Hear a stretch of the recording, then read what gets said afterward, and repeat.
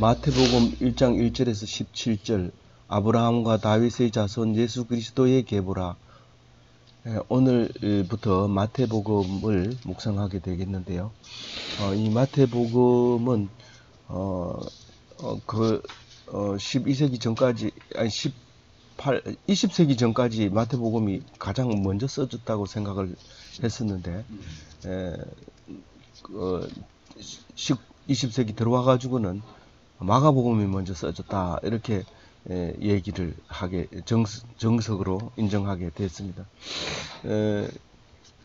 그렇게 해서 이 마가복음에 있는 것이 마태복음에 91%가 들어있다, 이제 그렇게 주장을 하고 있으면서 거기에 추가된 것으로 이렇게 이제 인정하고 있습니다.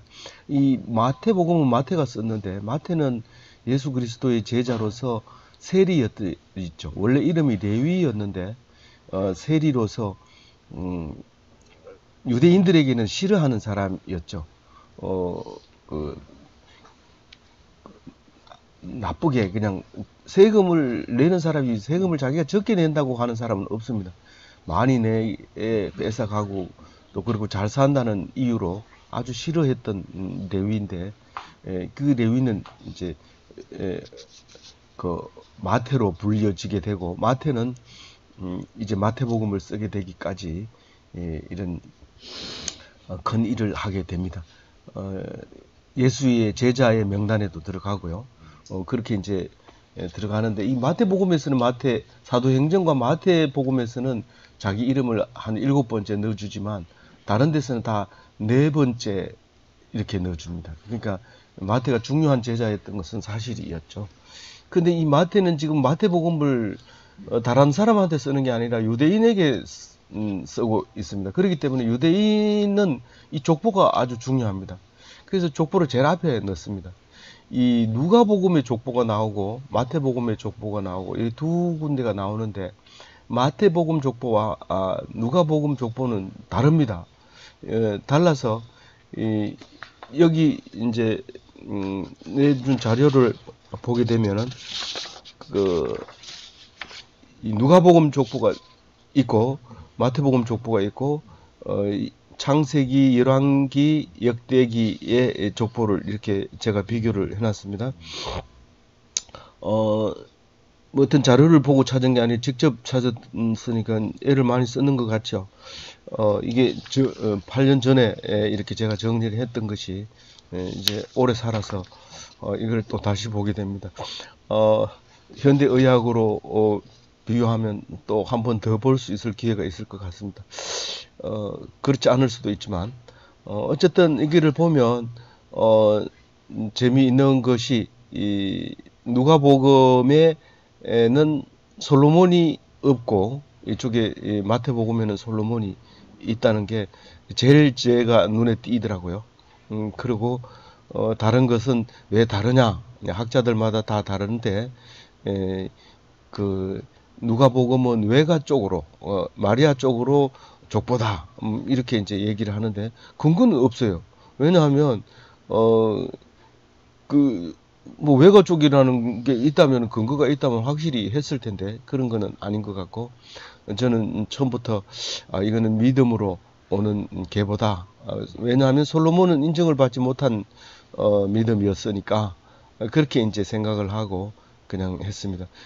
제일 중요한 거는 스룹바벨이 나온다는 것과 제일 중요한 거는 아브라함과 다윗과 예수, 이 세 가지인데 그 중에서 스룹바벨이 딱 일치한다는 겁니다. 그래서 그것만큼은 유대인들이, 이스라엘 백성이 의심하지 않았다 하는 사실을 우리가 볼 수 있습니다.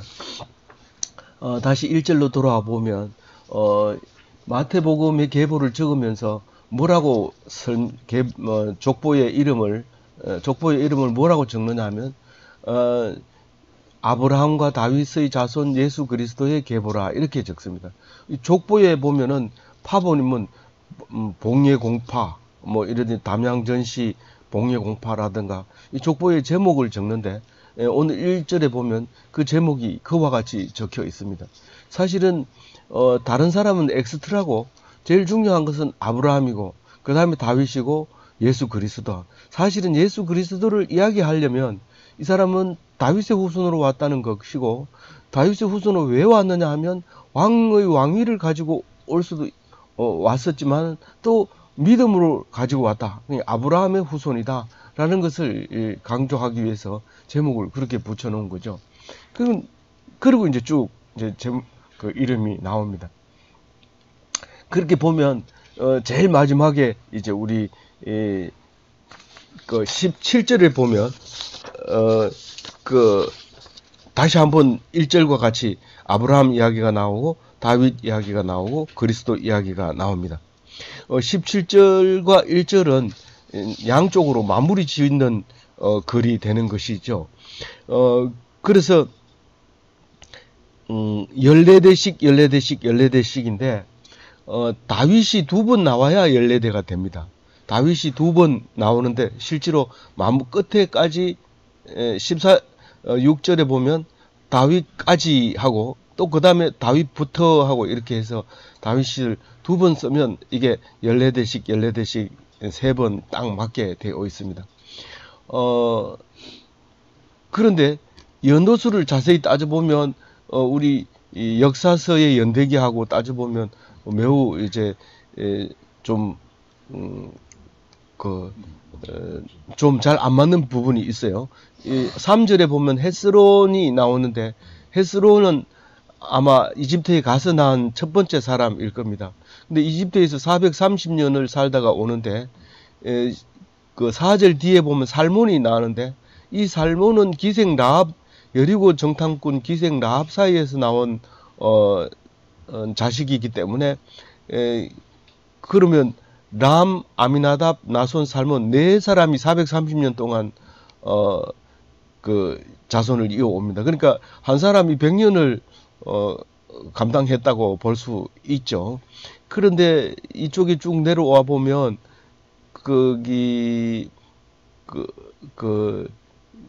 알 수 있는 게 12절에 보면 여고냐가 12절에 보면 스알디엘을 낳는데 여고냐가 여호야긴이거든요. 바벨론으로 포로로 끌려가서 그 70년 살다가 돌아오면 스룹바벨이 돌아오는데 여고냐 아들 스알디엘 아들 스룹바벨 이러면 70년 동안 이제 2사람이 세대가 바뀌어서 이제 돌아오게 되죠. 그리고 그때부터 스룹바벨로부터 예수까지가 약 500년 되죠. 스룹바벨이 돌아온 게 한 500년 BC 500년이라고 하면 예수가 하고 500년 차이 나는데 그 사이에 지금 10개 정도의 세대수를 거쳐서 기록하고 있습니다. 잠시 거기 2절부터 보면은 아브라함은 믿음의 조상이기 때문에 그리스도하고는 뭐 우리가 시조 이러면은 우리 담양 전시의 시조는 덕자 시자다 뭐 이렇게 담양에서 시작이 됐다 뭐 이렇게 하는 그건 뭐 어디에 가도 그건 들어오죠. 뭐 파본에 가도 들어와 있고 다 들어와 있고 그다음 파본 족보에 가보면 또 이제 그 자기 이름 나오고 제일 시조 이름 나오고 그 중간에 파에 이제 그 시조가 나오고 그렇게 돼 있죠. 이게 이제 제일 처음에 볼 때는 사실은 제가 상당히 제일 거부스러운 게 나도 이제 성경을 읽어야 되겠다 생각하고 딱 폈는데 족보가 마태복음이 나오면 그만 읽기 싫어집니다. 그래서 계속 이 첫 번째 안 읽어놓으면 또 뒤에 것도 읽기 싫어지죠. 그런데 나이가 먹으면 이게 족보가 재밌어지고 날마다 들여다봐도 한없이 그 안에서 이야기거리와 생각거리가 이야기거리가 나온다는 말이죠. 이 할아버지들이 앉으면 족보책 꺼내놓고 맨날 보던 족보책에다가 책갈피 끼워놓고 손자들이 오면 착 펴가지고 얘기해주고 그 젊었을 때는 그거 보면 뭐 안 보죠. 그 족보 그 똑같은 글자 한문으로 적혀 있는 거 안 보다가 그렇게 보는 모습을 이렇게 생각했습니다. 오늘 2절에 보면 이삭이 나오죠. 이삭은 아버지께 순종의 모델, 예수님의 닮은 모델, 죽을 줄 알면서 순종해서 죽기까지 순종한 이삭에 나오고, 야곱이 12지파 이스라엘이라는 이름을 얻을 수 있는 야곱이 나오고요. 유다는 그 중에서 네 번째 아들이지만 그 유다가 선택됩니다. 그 마지막 요셉을 팔 때도 유다가 참 장자처럼 처신을 하죠. 내가 가서 책임지고 데려오겠습니다. 그렇게 하면서 이렇게 점잖게 또 아이를 죽이려고 할 때도 앞장서서 말리고 했던 유다가 대를 이어서 오게 되는데, 그 아들을 베레스를 낳을 때는 그 며느리에게서 낳게 되죠. 며느리가 남편이 자식이 없어 죽으니까 유다가 자꾸 속이니까 자기도 속이고 들어가서 아기를 쌍둥이를 가집니다. 그리고 이 베레스가 형이 먼저 나오려고 하니까 자기가 먼저 나와서 나오기는 먼저 나오고, 그래서 베레스가 동생인데 먼저 나와서 이제 헤스론은 이제 이집트로 끌려가서 거기서 낳은 것 같아요. 그 다음부터는 그 이름이 람, 아비나답, 나손, 이 사람들은 여기 성경에만 나와요. 그러니까 족보에만 나와요. 어디에든지 안 나오고, 여기만 이제 이름이 나오고, 만약에 외경이 있다면 그 외경을 찾아보면 나올 수도 있죠. 그렇지만 우리는 지금 이 성경 66권 속에는 없습니다. 살몬은 나손이 여리고 정탐꾼들이 출애굽해가지고 여리고로 들어갔을 때 정탐꾼이 숨긴 라합의 사이에서, 나손 사이에서 살몬이 태어납니다. 그리고 살몬이 보아스를 낳게 되는데, 이 보아스가 그 나옴이라고 하는 사람이 모압으로 이민 갔다가 망하고 룻 아내 새파른 룻을 아내로 삼아서 모압 여인을 데리고 돌아오는데, 그것을 불쌍하게 여기고 보아스가 고엘 제도에 기업 물을 사람으로서 그 아기를 낳아주는 게, 그게 오벳입니다. 이 오벳을 낳자마자 나오미가 가장 기뻐했어요. 그래서 나오미가 이름을 오벳이라고 지어주면서 그걸 붙들고 노래하는 게 그 족보가 나옵니다.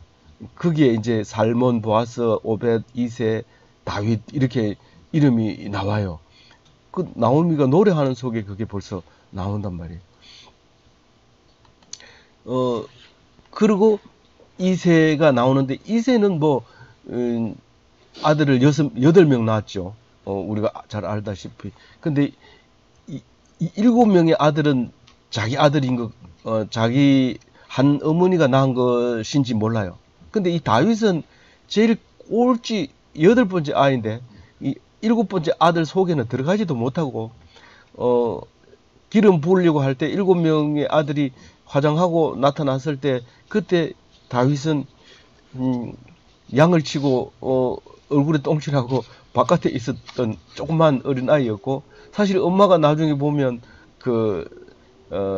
다른 데서 데리고 온 엄마였던 것이 분명해요. 그래서 다윗의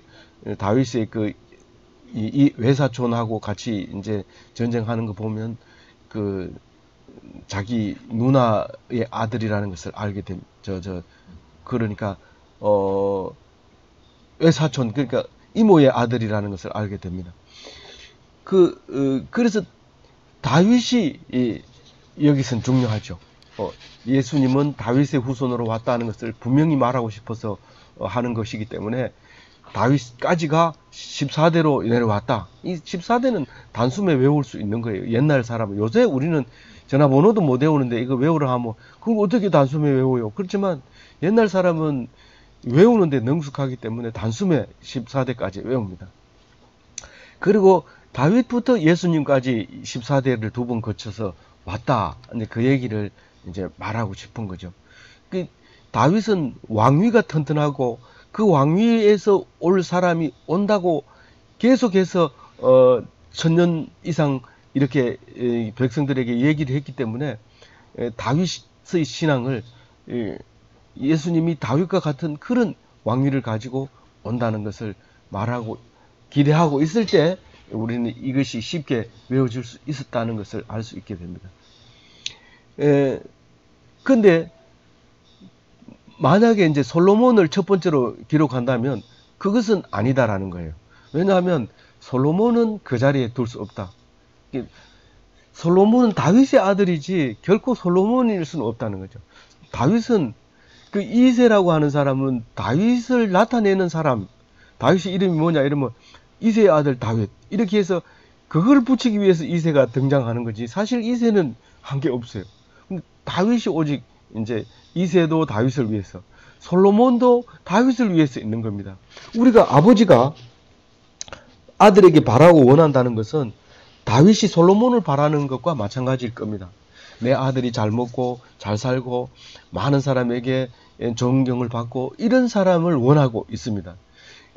만약에 내 아들이 솔로몬과 같이 되면 아버지의 바람은 더 이상 없습니다.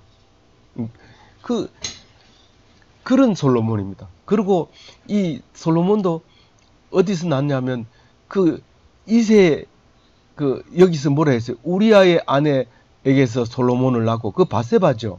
이 밧세바는 사실 도덕적으로 보면 아주 나쁜 짓을 해서 얻은 여인의 아들이 솔로몬이라는 거죠. 그러나 다윗 입장에서는 난 걔가 그 여자가 이뻤고 그 아들이 이뻤다. 그 얘기를 하는 거죠. 남들은 뭐라고 하더라도 난 그렇다는 거죠. 그런데 이 성경에서는 그 다윗을 제1로 생각하고 그 후손에서 예수가 온다는 것을 얘기하고 있는 거죠. 그리고 성경책에 안 나올 것 같은 르호보암이 나옵니다. 이 족보에 안 나올 것 같은. 근데 이 르호보암은 제일 잘한 것은 남북이 갈라졌을 때 여로보암이 북이스라엘 10지파를 가지고 왕이 되겠다고 나갔을 때 르호보암은 다른 건 못해도 예루살렘을 잡고 있었던 것이 가장 잘한 거지. 사실 예루살렘은 베냐민 지파의 땅이었는데 베냐민 지파가 유다 지파와 같이 동참을 함으로써 남북이 갈라졌을 때도 하나님을 떠나지 않고 지켰던 거죠. 역시 그 후손들이 북이스라엘이 먼저 망하는 것을 보고 봐라, 하나님이 없는 사람은 저렇게 빨리 망한다. 그리고 열심히 하나님을 섬겼는데, 그래서 북이스라엘을 상종도 안 했었는데 망하고 난 뒤에, 그리고 150년 뒤에 망할 때까지만 해도 북이스라엘을 하나님 백성으로 인정하지 않고 비하하고 그랬는데, 예루살렘이 망하는 거 보고는 막 기가 막혔죠. 도대체 이게 말이 되냐 그랬는데, 결국은 스룹바벨이 바빌론 갔다 돌아온 뒤에, 그런 다음에 는 스룹바벨 성전도 아니고 솔로몬 성전도 아니고, 그리고 예수님 오실 때는 헤롯 성전을 짓고 있었을 때인데 헤롯 성전도 아니다. 예수님 죽고 난 뒤에 헤롯 성전이 완성되죠. 그런 긴 역사를 가지고 있는데도 불구하고 얼마 안 있어서 로마에 의해서 헤롯 성전까지도 망가지고 한 100m 정도 남았는 게 이제 지금 유대인들이 붙들고 앉아서 우는 천국의 벽이 된 거잖아요. 그러면서 예수님이 그 성을 잘 지었죠 하고 예수님 보고 참 대단하죠 이러니까 울면서 저 성이 이제 없어진다. 그리고 성이 없어지면 3일 만에 내가 새로 짓겠다. 이러니까 사람들이 그 예수를 이제 죽이잖아요. 그렇게 하는데, 이 성전도 아니고 저 성전도 아니고 네가 성전이다. 그렇게 얘기하면서 예수님이 바로 나를 믿는 것이 그렇게 성전 만들어 가는 것이다 라고 얘기를 할 때에 예수님이 오시는 모습을 우리가 볼 수 있잖아요. 그래서 7절에 르호보암은 그 예루살렘을 잡고 있었던 왕, 다른 사람은 다 가고 없는데 혼자서 잡고 있었던 왕, 이렇게 이제 기억을 해도 좋을 것 같아요. 그리고 그 밑에 아비야, 아사, 여호사밧, 요람, 우시야, 요담, 아하스, 히스기야, 뭐 아하스까지도 쭉 나오는 건데, 뭐 거기는 별로 기억하고 싶지 않은 기록이 남아 있습니다. 있고요. 히스기야는 제가 꼭 기억하고 싶은 것이 있습니다. 뭐냐면 기도로 수명을 15년 연장한 사람입니다. 히스기야가 잘못한 것도 많이 기록을 해놨어요. 그렇지만 이 사람의 기도는 누가 봐도 배워야 되는 그런 기도입니다. 그 역대기에도 나오지만은 이제 이사야서에 더 자세히 나오잖아요. 벽을 향해서 죽을 병이 들었는데 막 그 기도를 합니다. 하나님, 내가 살아야 하나님을 찬양할 거 아닙니까? 내가 죽으면 무슨 하나님이 뭘 찬양합니까? 내가 찬양할 수 있게 해주세요. 그렇게 해서 그 기도를 들어주셔서 15년간 연장하게 되는 것입니다. 그리고 그 10절에 보면 므낫세, 이 최장 통치한 남유다, 북이스라엘도 이렇게 통치한 데 없고 남유다에서도 이렇게 길게 통치한 사람이 없는데 므낫세가 최장 통치를 합니다. 그러니까 나쁘다고 나쁜 부분도 많이 나오죠. 그 아들 요시야는 아몬은 잘할 줄 알고 기대를 했는데 잘 못하니까 그 다음 해에 그냥 암살당해서 죽어버립니다. 그리고 이제 여고냐가 탄생하는데 여고냐가 아주 중요한 여고냐죠. 뭐냐면 마지막 전쟁, 머깃도 전쟁에서 이제 죽게 되죠. 전쟁 안 해도 되는 전쟁에서 이제 죽게 되는 이제 여고냐가 요시야가 그렇게 죽게 됩니다. 그래서 14번째 왕이기도 하지만 마지막 왕이기도 하고 아마겟돈 전쟁에서 죽기도 하고. 그래서 왜 마지막이냐 하면 그 아들 여고냐가 바벨론으로 끌려가면서 맥을 이어지다 보니까 남아있던 여호야김이나 시드기야나 이 사람들은 사실은 그냥 이야기지 계본은 아니거든요. 그래서 요시야가 마지막 왕이다, 이제 그렇게 표현할 수 있는 거죠. 그리고 이제 그 11절 여고냐라고 표현한 사람이 여고야김의 아들이고 고니하고 여고니아라고도 하고 그렇게 했습니다. 이 사람은 느부갓네살이 오니까 자진해서 엄마하고 같이 가서 항복합니다. 그러니까 니 참 잘했다, 니 가자. 그리고 사실은 나라를 통째로 바친 거죠. 그랬는데 이 느부갓네살이 이 까닭스러운 이 예루살렘을 그냥 두고 가지는 못합니다. 남들이 통치하지도 못해요. 통치를 하라고 맡겨놓으면 바로 죽어버리고 이러기 때문에 그건 불가능하니까, 그러면 내가 이 여호야긴을 데리고 가는 대신에 누가 왕 할래? 이러니까 바로 아제비가 이제 시드기야가 하겠다 그래가지고 하게 되잖아요. 그래서 이제 가게 되는데, 거기 가가지고 이제 스알디엘을 낳고 스룹바벨을 낳았는데, 스룹바벨이 이제 고레스가 세스바사를 해서 네가 가서 유다 가서 총독을 해라. 그리고 성전을 지어라. 그렇게 했던 거죠. 그리고 그 뒤에 이름은 전부 여기 족보에만 나오는 이름들입니다. 아비훗, 엘리야김, 아소르, 사독, 야킴, 엘리훗, 엘르아살, 마단, 야곱, 이름이 비슷한 게 다른 사람이 있긴 했지만 이 사람 족보에 나올 이름이 아니고 다른 이름, 닮은 이름이 이제 많이 있는 거죠. 16절에 보면 이제 마지막으로 요셉이 나옵니다. 예수의 아버지 요셉이 나옵니다. 이 요셉에 대해서는 마태복음만큼 자세하게 적은 거 없습니다. 그냥 요셉 이름만 나온 데도 있고 아예 안 나온 데도 있지만 이 요셉이 나오는데, 이 마태복음을 보면 요셉하고 마리아 중에 누가 더 성인이냐 말한다면 저는 훨씬 요셉을 마태복음에서 마리아보다가 성인이라고 볼 수 있어요. 마리아는 잉태돼서 피동적이지만 요셉은 그야말로 믿음으로 마리아를 맞이했기 때문에 실제로 이제 성당 같은 데 가보면 마리아를 이렇게 우상시하는 경우도 있지만 그 뒤에 요셉으로 하는 경우도 이제 그런 성당을 우리가 볼 수 있습니다. 그래서 16절 이야기가 그렇게 나옵니다. 그리고 17절에 이야기할 때 1절과 동일하게 다윗의 이야기가 두 번 거론됨으로써 이 족보를 완벽하게 마무리 짓습니다. 이 족보는 흔들리지 말고 확실하게 분명하게 또렷하게 하라는 그 메시지로 우리에게 보여주고 있습니다.